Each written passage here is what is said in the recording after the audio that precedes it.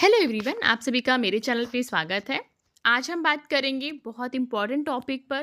काफ़ी student BTech वाले और बीसीए वाले मेरे से पूछते हैं कि मैम क्या मैं बीएड भी किया हूँ, बीटेक भी किया हूँ, क्या मैं इसके लिए एलिजिबल हूँ एलटी ग्रेड के लिए।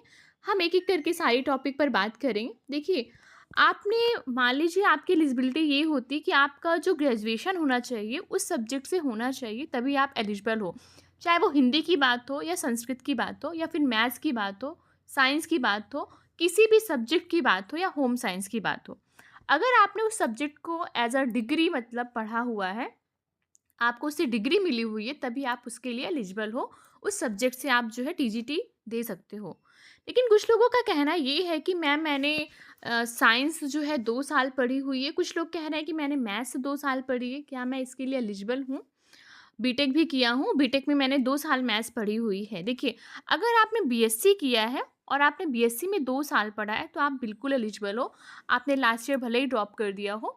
अगर आपने बीए किया है, कुछ लोग क्या होते हैं बीए करते हैं और बीए में 2 साल जो है मैथ्स पढ़ते हैं और साथ में हिस्ट्री, ज्योग्राफी भी पढ़ते हैं। अवध यूनिवर्सिटी में ऐसा होता है, वो भी एलिजिबल हैं। कुछ लोग क्या करते हैं, बीए करते हैं हिस्ट्री, ज्योग्राफी, पॉलिटी से और डिस्टेंस से वो मैथ्स का डाल देते हैं, ग्रेजुएशन वगैरह करते हैं डिस्टेंस से, वो भी एलिजिबल हैं इसके लिए। लेकिन जो बीटेक किए हुए हैं, उनको जो डिग्री मिलती है, वो उनकी अलग होती है। मान लीजिए आपने 4 सेमेस्टर में मैथ पढ़ा, लेकिन आपको जो डिग्री मिलेगी उसमें लिखा होगा साफ-साफ अ, बैचलर इन ये chemical science, bachelor in mechanical, bachelor in chemical, bachelor in computer science, ठीक है? तो वो जो आपकी डिग्री होती है, वो आपको एक स्पेसिफिक फील्ड में मिलती है डिग्री। आपको या मैथ्स या साइंस से नहीं मिलती है। तो आयोग का कहना है कि ये लोग जो है एलिजिबल नहीं होंगे। आपने भले ही 4 साल पढ़ा है, 4 सेमेस्टर पढ़ा है, 2 साल पढ़ा है, लेकिन आप जो हैं इसके लिए एलिजिबल नहीं है एलटी ग्रेड टीजीटी मैथ्स और साइंस के लिए। ये आप लोग अच्छे से समझ जाइए, चाहे वो कंप्यूटर साइंस हो, साइंस हो। देखिए, कंप्यूटर साइंस वाले तो होंगे, उनका अलग क्राइटेरिया है टीजीटी कंप्यूटर साइंस का, लेकिन आप मैथ्स और साइंस के लिए एलिजिबल नहीं होंगे। पहले क्या होता था, आयोग ने कई बार इसको एलिजिबिलिटी दिया था, लेकिन उसमें काफ़ी विवाद हुआ। अब उसने समकक्ष की डिग्री को बिल्कुल हटा दिया है। कोई भी समकक्ष की डिग्री नहीं चलेगी, ओनली बीएससी और बीए वाले ही इसके लिए एलिजिबल होंगे।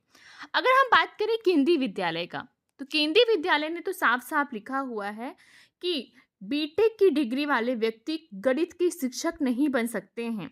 कई लोग बीटेक किए हुए थे, डिग्री बीटेक की डिग्री लिए हुए थे और उनको मैथ्स में उन्होंने फॉर्म भर दिया, मैथ्स में क्वालीफाई भी कर ली, उसके बाद भी उनको जो है नियुक्ति देने से इनकार कर दिया केंद्रीय विद्यालय ने। तो आप लोग फॉर्म मत भरिएगा। मान लीजिए आपने भर दिया फॉर्म, आपको बाद में उससे हटा दिया जा रहा है, तो उससे कोई भी मतलब नहीं है, आपका वेस्ट जाएगा, आपकी तैयारी खराब होगी। आप लोग फॉर्म इसका मत भरिएगा। तो अगर आप केवीएस का भी डालोगे, केवीएस में तो बिल्कुल भी एकदम साफ-साफ जो है इसको हटा दिया है। वो तो 3 साल, अगर आपने 3 साल मैथ्स पढ़ा है तभी आप केवी में मैथ्स के टीचर बन सकते हो। लेकिन एलटी ग्रेड में भी आप नहीं बन सकते हो मैथ्स के टीचर। तो आप जो है फॉर्म मत भरिएगा और अपने दोस्तों को भी शेयर कर दीजिएगा। वो भी कन्फ्यूज़न में ना रहें कि उन्होंने 2 साल पढ़ा हुआ है और वो टीजीटी मैथ्स के टीचर बन सकते हैं, वो भी नहीं बन सकते हैं।